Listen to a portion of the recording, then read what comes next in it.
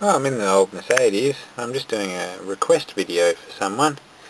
One of my viewers bought one of these and he says his heater core is leaking. So, doing a heater core video, or heater box. On these you have two controls. It's one for passenger side or driver side in the US or whatever. And that one's for driver side here, or passenger side in another country.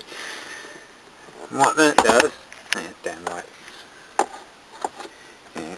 Now ignore that switch, that's just for this idea of putting air conditioning in this. It's you've got two control valves down here, one for each controller. Now, usually these leak to start with. So in this car I've actually set these both to on, and I've got a separate controller, which actually the screws have fallen out, should be up here. That turns a valve on and off under the bonnet. So you don't work these because the little O-rings leak and they're hard to get new kits for these. That's problem number one. Now under the bonnet here is the control valve I've put in. So there it is, cable operated and cut into the supply for the heater. And that pipe across the top is the return that goes back down to the water pump. You've got two heater cores in this.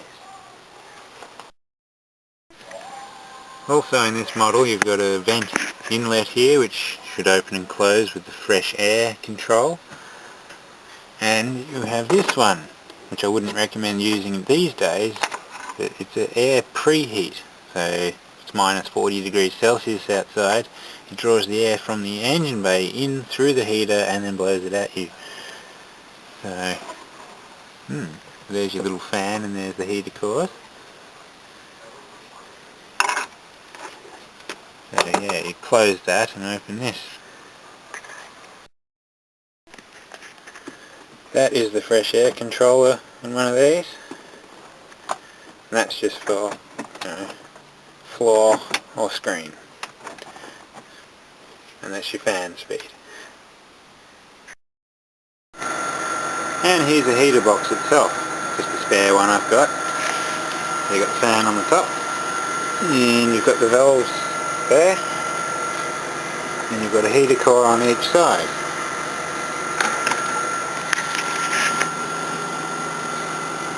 So my viewer is unlucky, his heater cores are leaking and he has to remove this entire box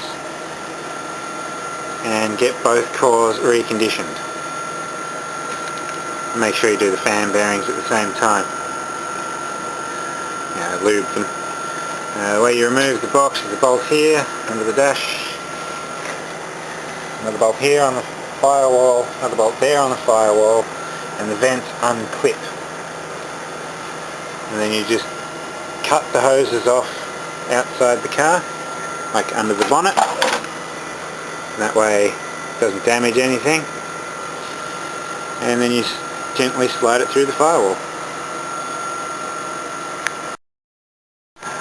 There can also be a corroded out or bad solder joint in this pipe here, or these hoses have blown as well. So hopefully you find what's leaking, hopefully it's cheap. But yeah, it's always good to have a spare one of these around. Even though before I fit this to a car I would send it out and get the cores reconditioned. So, like fully overhaul it. Even get the heater taps probably either reconditioned if I can get a kit, or blocked off. So remove the tap part of them and just have a straight feed coming out and have a tap in the engine bay. That's probably the best way to do it. Not authentic though, but if you want reliability, it's the way to do it.